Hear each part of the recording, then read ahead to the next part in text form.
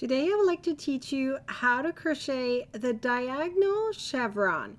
It's actually much easier than it might sound or look. You really just need single crochet stitches, and then these diagonal chevrons right here are made using 2 single crochets together in 2 different positions.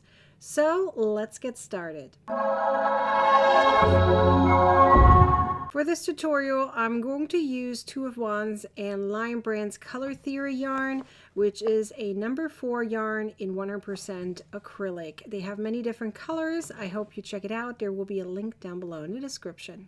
I'm also using my frills crochet hook, which you also find a link down below in the description with a coupon code. This stitch is only made in rounds. You could manipulate it to do it in rows, but you're going to have to cut the yarn on each side. So I'm just going to focus on rounds.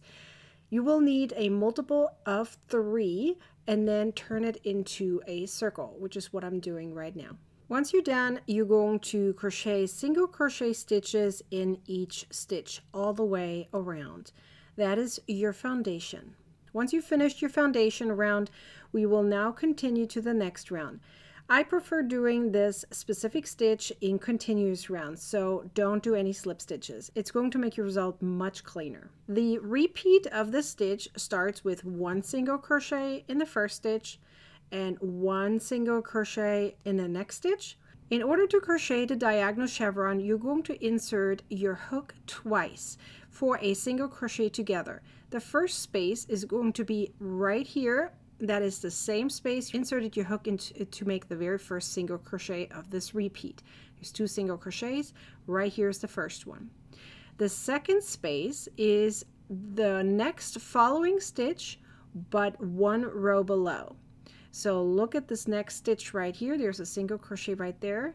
You're not inserting your hook here, but right below it. So let me show you. So you may have to stretch your loop a little bit.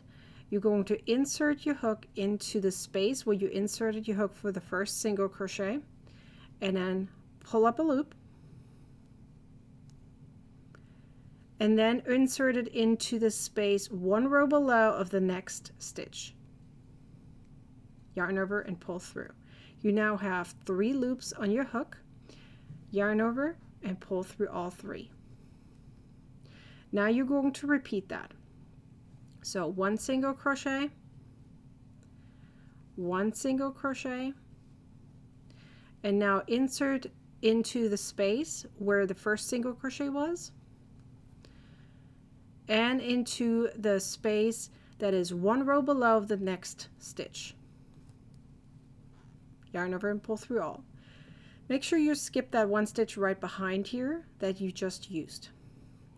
Now again, 1 single crochet, 1 single crochet, and then insert your hook into the single crochet that you made, the very first one, in that space below, and then in the next stitch 1 row below. Now keep on going until the end of the round, and then it's going to look slightly different for the following round. Now we've finished the very first round of the diagonal chevron. I have not finished the last repeat because we need to insert our hook in 2 spaces again, but this time it's going to be part of the very first round we made. So I made my 2 single crochets right here. Now I'm inserting it again below the first single crochet we made. Then you're going to insert your hook into the space below the single crochet that you made in the very first round.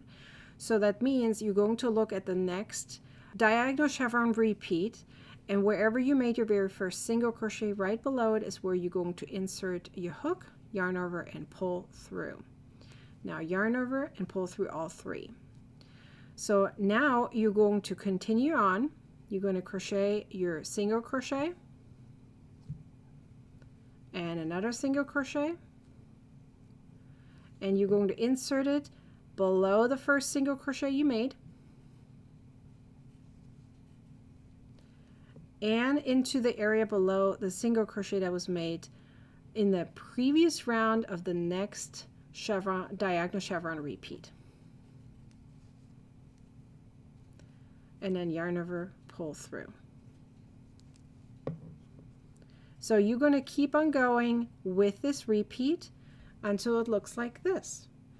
It's a beautiful stitch. It's actually fairly thick, not super thick, but thick enough that it's sturdy and beautiful and actually very, very elegant. I hope you enjoyed this tutorial. Be sure to like, comment, and share this video, as well as subscribe to my YouTube channel and turn on the bell to get a notification next time I publish a new video or go live. I'll see you next time. Bye!